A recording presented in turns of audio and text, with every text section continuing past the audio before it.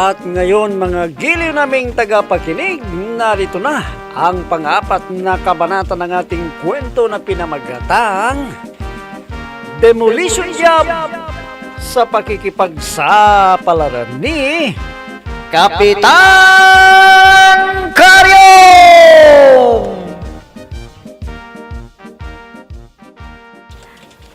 Kapitan, may sasabihin ako sa iyo. Ano yan, Pineng? Napadaan ako kanina sa bahay ni Kagawad Asyong. Nakita ko rin na nandoon si Kagawad Adong. At marami silang kasama. Parang nagmimiting yata sila eh. Ano naman ang pinagmimitingan nila, Aber? Hindi ko alam. Bigla silang tumahimik nang makita akong dumadaan. Ano na naman kayang binabalik ng mga yon? Di bale, kung ano man yon, malalaman natin dahil may kinakabit na si Kagawad Agusteng na CCTV. At kung mahuli sila ng CCTV, nakaw, malas nila. Talagang sasampan ko sila ng kasaw. Kap, Ha? kailangang malaman natin kung ano yung pinag-usapan nila. Oo, pero paano natin malalaman? Hindi naman tayo makalapit sa kanila. Dahil siguradong titigil sila. Ano kaya kung utusan natin sila Ambring at Benito na magmanman sa kanila, Kap? Nakaw, kung minsan kasi, parang ayaw ko nang utusan ng dalawang yun eh. Napakasanga. Gusto ko na nga silang palitan. Pero sino naman nga ipapalit natin sa kanila? Ano kaya kung kukuha tayo ng mga babaeng CVO, Kap? Nakaw, huwag Pineng. Ha? Bakit ayaw yung babaeng CVO, Kap? Kung minsan, may igagalang nila ang mga babaeng CVO. Ha? Delikado. Baka pagsilusan lang sila ni Punyang, mahirap na. Nako, pagtyagaan na lang natin sila Ambreng at Benito.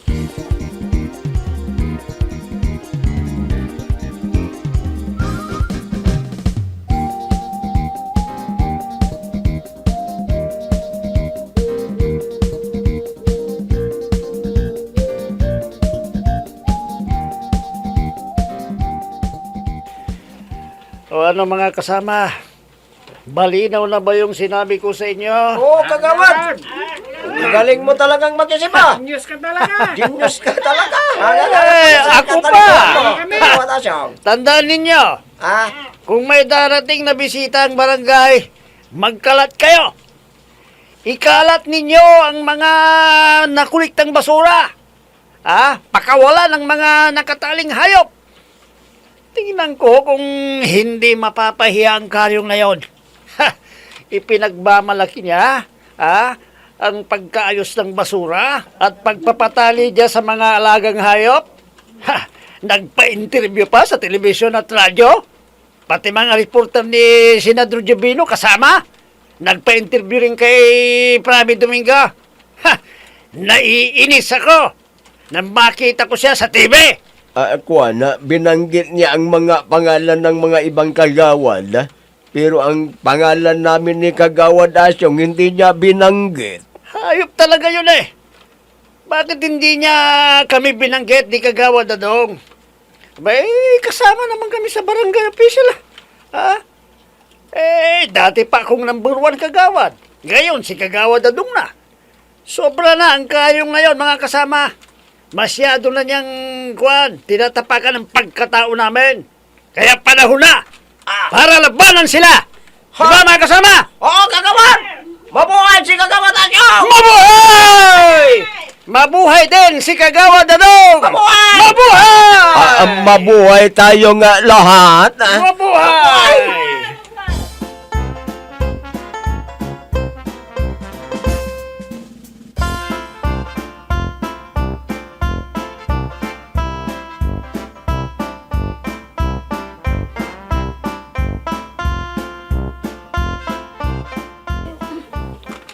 Kagawad Gusting, nandito ka na pala sa barangay hall. Ang aga mo. Oo, Pineng.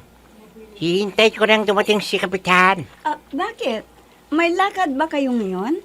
Siguro, pupunta kayo kay Mayor dahil birthday ng anak at asawa niyang dating congresswoman. Ay, hindi, Pineng.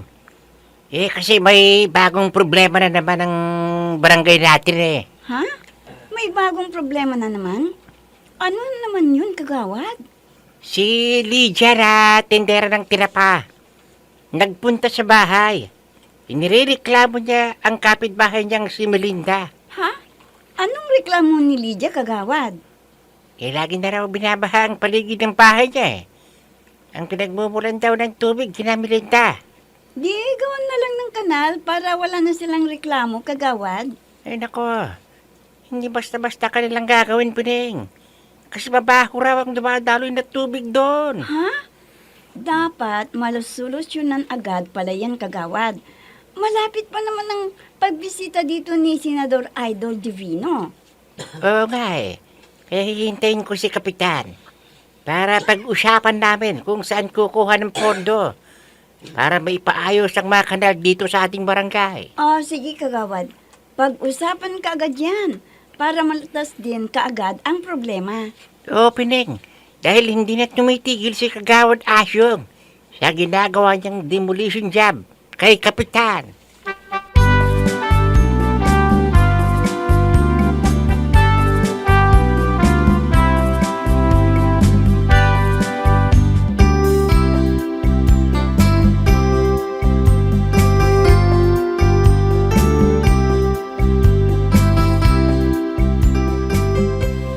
Ay, mga kasama, Kap. narinig nyo na ba ang paliwanag ni Kagawad Gusteng? Oo, Kap. Maganda, maganda.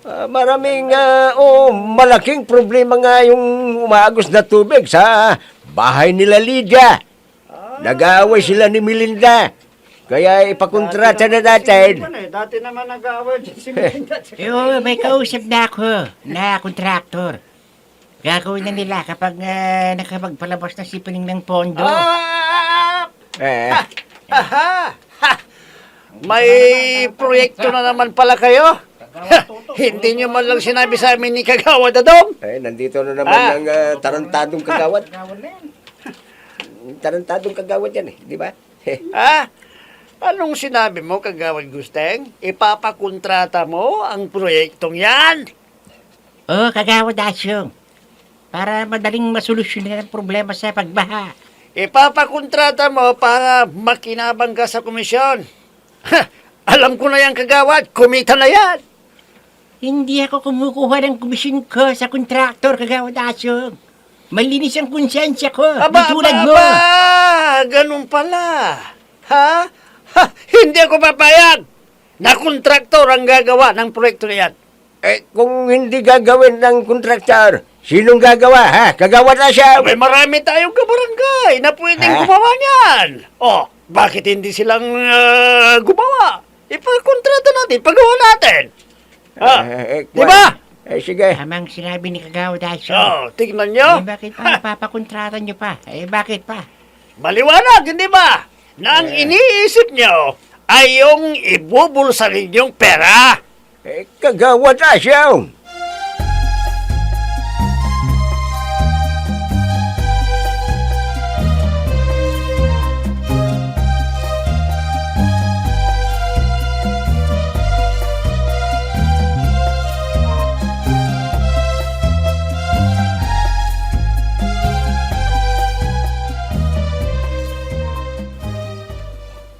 O ikaw pala, Bibang. May kailangan ka ba? Wala si Kapitan Ako ang naka-duty ngayon. Alam mo, hindi naman si Kapitan ang sadya ko, kagawad. Napansin ko kasing umalis, kaya sinamantala ko ang pagkakataon na dumaan dito. Kasi alam mo, umiiwas ako sa chismis. Baka mamaya, pag hinalaan na naman ako ni Ate Punyang. Ganun ba? Yan ang may paglilingkod ko sa'yo.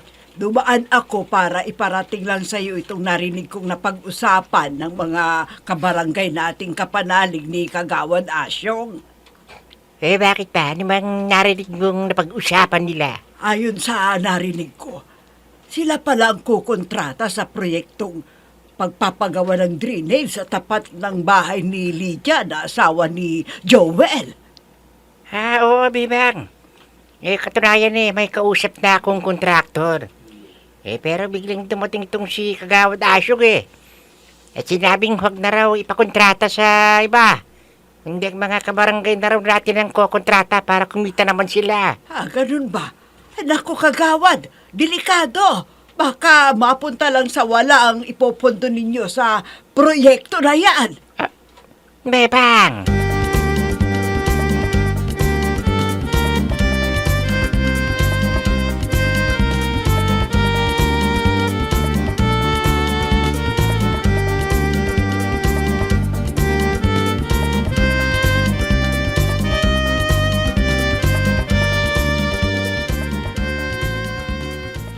Pining, Veronica, Oh, Benito, bakit ganyan ang tsura mo? Anong nangyari? Nag-away na naman ba kayo ni Ambring? ay hindi Veronica. Kunin kasi. Pinagtripan ako ng mga kasama ni Kagawa Dasyong. Ano? Pinagtripan ka na ano? Nasaan sila? Nagiinuman sila sa harapan ng tindahan ni Darwina. Ang ingin nila. Ha? Pinagsabihan ko sila. Kinulyanan ko ni Mang Porong na payatot. Nako, si Mang Purong na payatot Oo. ang pumwelyo sa'yo. Nako, ang payat niya. Ang lakas ng loob. Lasing na ba sila? Ay, oo, Piling, talagang lasing na. Ang dami nga nilang nainom eh. Kung hindi ako nagkakamali, mga 20 mil na ang nagastos nila. Ha? Ang laki naman ang nagastos nila. Oo, may litsong baboy pa eh. Litsong manok. At mga mamahaling halag pa ang iniinom nila. Hindi ko sila mapipigil sa ingay. Ha? Baka pinag-inom na nila ang iyong binigay ko para sa proyekto. Sigurado yan. Delikado na naman ito.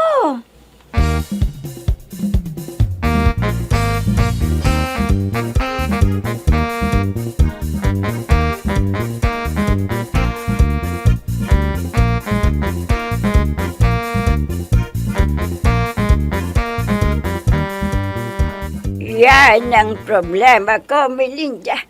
Lagi na lang sakit ng loob ang ibinibigay ng asawa ko sa akin. Napakatulis niya. Walang pinipili. Kahit matanda na, pinapatulan. Tulad ni Bibang. Hindi ko na alam kung ano ang gagawin ko.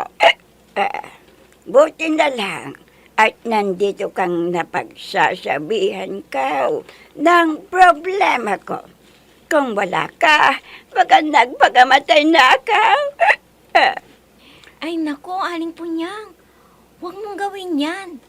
Napakasarap pa ang mabuhay sa mundong ito. At saka, kasalanan niyang iniisip mo. Ayon sa Hosea 4:3, kaya't ang lupain ay tatangis at bawat tumatahan doon ay manglulupaypay, kasama ng mga hayop sa parang at ng mga ibon sa himpapawid. Oo, ang mga isda rin naman sa dagat ay mga huhuli. Salamat sa mga pangalan mo sa akin, Melinda. Kung wala ka, baka makalimutan ko na may Diyos. Kasi aping-aping na ako sa ginagawa ng asawa ko. Hirap na ako sa pagtitiis sa mga ginagawa niya sa akin. Parang hindi ko nakakayanin. Hindi ko na alam kung anong gagawin ko. Ay, Aling Punyang, ito ang ipapayo ko sa'yo para mawala na ang paghirap mong yan. Ano, Melinda? Sige, sabihin mo sa akin. Ay nako, lasunin mo na para mamatay na siya. Melinda!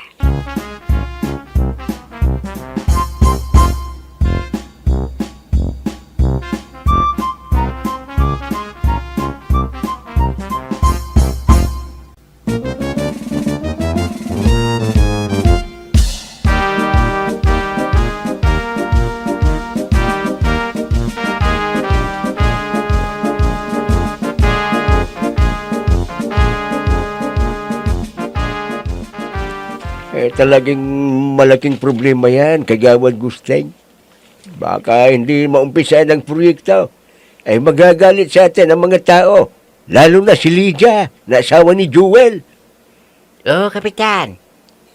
Kinakabahan na ako eh.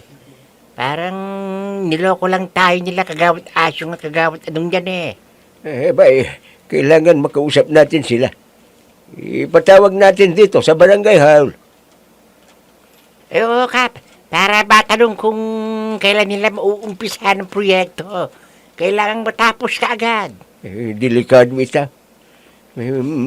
Mamahaling alak daw ang iniinom nila kahapon may litsong baboy, litsong manok pa. Oo, Kap. Ang dami nilang nag-iinuman. Digpang may binyagan. Lahat ng dumadaan pinapainom at pinapakain. Saan galing ang ginastos nila? At bakit sila nagpainom?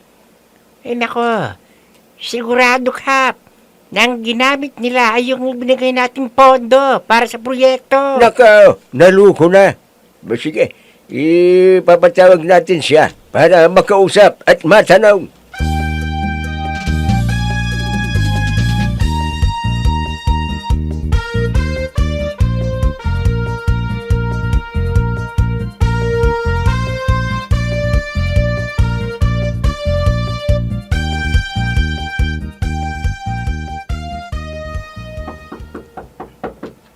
Sandali lang, nandyan na. Ay, naku, magandang umaga sa'yo, Kagawad Tarantado. Ay, Kagawad Asyong pala. Ay, Ambreng. Ha? Ayusin mo yung pananalita mo, ha? Kung hindi, tatamaan ka sa akin. Anong kailangan mo? Ay, naku, Kagawad, pinapatawag kayo ni Kapitan. Kasama raw si Kagawad Adong. May pag-uusapan daw kayo. Ha? Ganun ba? Bueno. Nasaan ang sulat? Nako, wala po siyang ipinadalang sulat, Kagawad. Hinutusan lang ako na sabihin sa'yo na kakausapin ka nila. Ano? Hindi. Hindi ako pupunta. Kailangan may sulat. Kung wala, hindi ako pupunta. Yan ang sabihin mo. Ay, nako, pero Kagawad, ang sabi sa Wala akin nang mahabang usapan pa. Ha? Makakaalis ka na, ha? Aray ko, hey, kamuntik lang maipit ang kamay ko. Hayop ka, Kagawad Asyong. May araw ka rin sa akin. Gaganti ako sa'yo. Lintik lang ang walang ganti.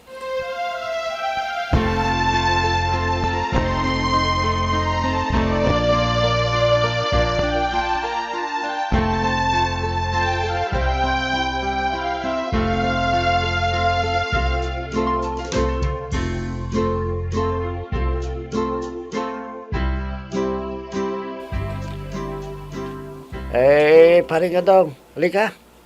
Samahan mo ako sa barangay hall. Ipapaliwanag natin kung ano ang nangyari sa binigay nilang pondo para sa proyekto. Bakit pa tayo pupunta doon? Para gisain? Nako, hindi pwede pare. Kayang-kaya nila tayo doon. Ano kayang magandang dahilan para makalusot tayo, pare? Tulungan mo naman akong mag-isip. Huwag yung ganyan na parang wala sa'yo. Nako, teka. Oo. Tama, may naisip ako pare. Ganun na lang ang gawin natin. Ha? Tama na yung tawa mo. Naasa ko eh. Nako, May naisip ka ng paraan, pare. Ano yun? Sabihin mo sa akin, ano? pare, ganito na lang ang gawin natin. Pakinggan mo't ibubulong ko sa'yo. Baka may makarinig. Sige, pare. Ibulong mo sa akin kung ano yon. Bilisan mo. Pare, Hmm. ganito ang gawin natin. Makinig kang mabuti, ah. Ha? Oo. Ganon? Ganon, pare? Oo. Nako, paano mo naisip yun? Nako. Ang galing mo talaga, pare. Kala ko wala kang isip eh. Ha? Sige. Tara na sa barangay hall ngayon. Ha? Oh. Tayo na! Tayo na, pare.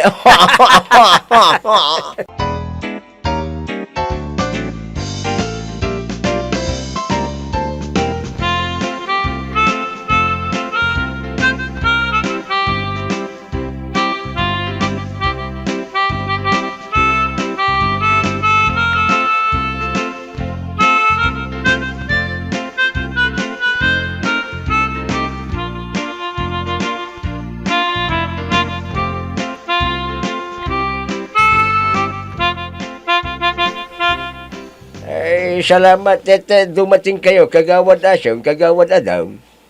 Ano bang pag-uusapan natin, ha, Kapitan? Umpisahan mo na, tatapusin namin.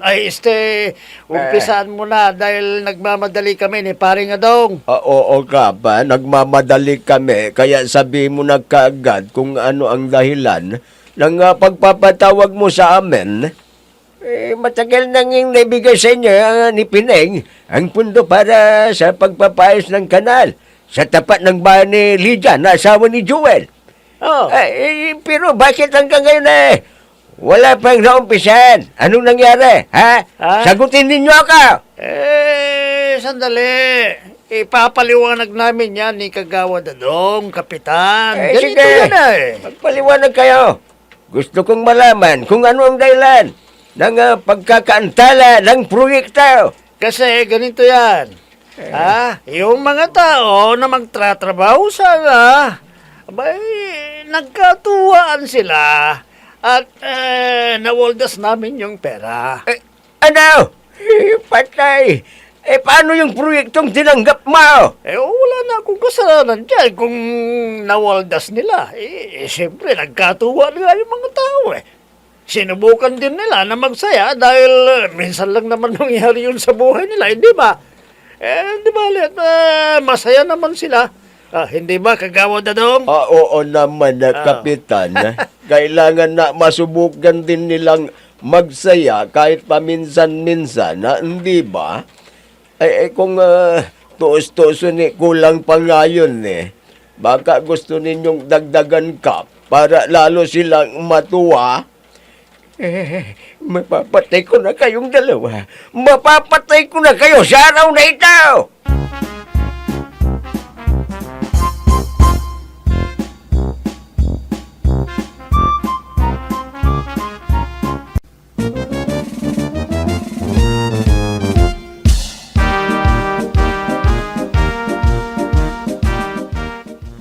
Paano na kaya ang proyektong tinanggap ni Kagawad Asyong?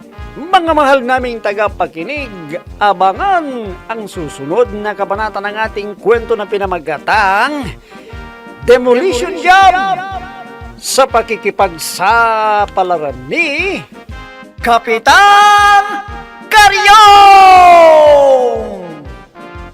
Mga nagbibigay buhay sa ating dula ay sina Mayra Abrihal Narnola, Susan Malikdam, Robert D. Guzman, Amit Diaz, Oscar Ora, Jun Cabato, Technical Supervision at sa musika ni Oscar Ora, nilapatan ng tunog ni Robert D. Guzman, mula sa panulat at direksyon ni Oscar Ora, Kapitan Karyong! Inihahandog sa inyo ng F3 Recording Studio para sa pambansang radyo ng Pilipinas, Bombo Radio Philippines!